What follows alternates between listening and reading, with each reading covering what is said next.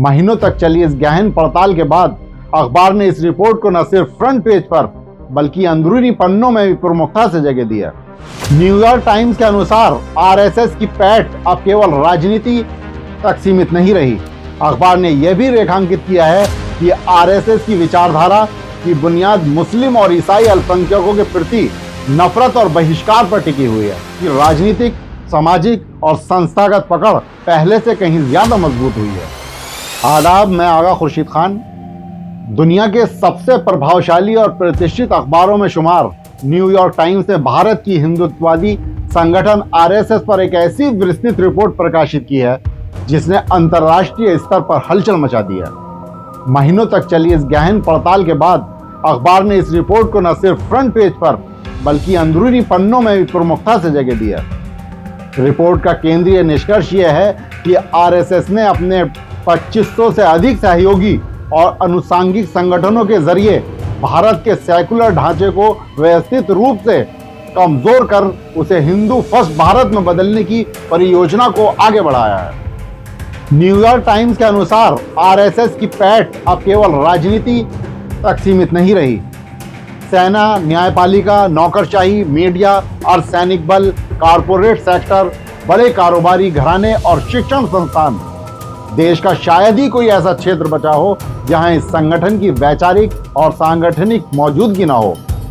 Report चेतावनी देती है कि यह घुसपैठ इतनी गहरी हो चुकी है कि इससे भारत को बाहर निकाल पाना बेहद कठिन चुनौती बनता जा रहा है। अखबार ने यह भी रेखांकित किया है कि आरएसएस की विचारधारा की बुनियाद मुस्लिम और ईसाई अल्पसंख्यकों के प्रति नफरत और बहिष्कार पर टिकी हुई है।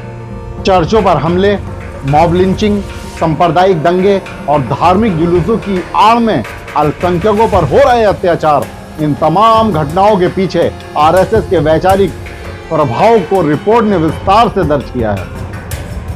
रिपोर्ट के मुताबिक नरेंद्र मोदी के 11 वर्षों के शासनकाल में आरएसएस का नेटवर्क अभूतपूर्व रूप से फैला है और उसकी राजनीतिक, सामाजिक और संस्थागत पकड़ पहले से कहीं ज्यादा मजबूत हुई है। न्यूयॉर्क टाइम्स की इस खोजी रिपोर्ट ने न सिर्फ अमेरिका बल्कि यूरोप से लेकर ऑस्ट्रेलिया तक के स्कॉलर्स, राजनेताओं, धार्मिक चिंतकों और दार्शनिकों को गंभीर सोच में डाल दिया है। अखबार का साफ कहना है कि आरएसएस भारत की मिलीजुली संस्कृति, बहुलतावाद और लोकतांत्रिक मूल्यों के लिए एक गंभीर और दीर्घकालिक चुनौती बनकर उभरा है।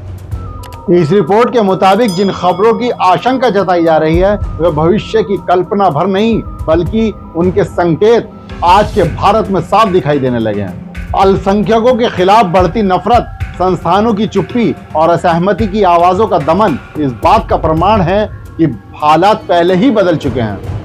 न्यूयॉर्क टाइम्स का कहना है कि देश अब एक ऐसे रास्ते पर चल पड़ा है जहां वापसी आसान नहीं होगी।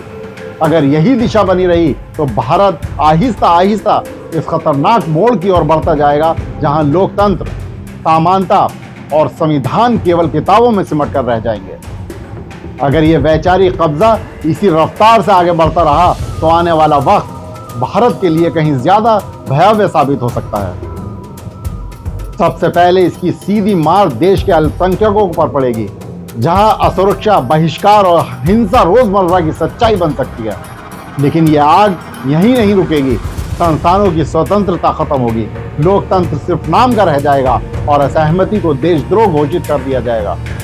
नतीजा यह होगा कि भारत, जो कभी अपनी विविधता और सह अस्तित्व के लिए जाना जाता था, धीरे धीरे एक डर, नफरत और विभाजन से भरे समाज में बदल सकता है। न्यूयॉर्क टाइम्स की यह चेतावनी दरअसल सिर्फ एक संगठन पर रिपोर्ट नहीं बल्कि उस आने वाले संकट का अलार्म है जिसमें अगर अभी नहीं चेताया गया तो देश को लंबे समय तक बेहद गंभीर और अस्थिर हालत से गुजरना पड़ सकता है। दोस्तों, इस रिपोर्ट पर आपकी क्या राय है? हमें कमेंट्स बॉक्स में जरूर बताएं। शुक्रिया।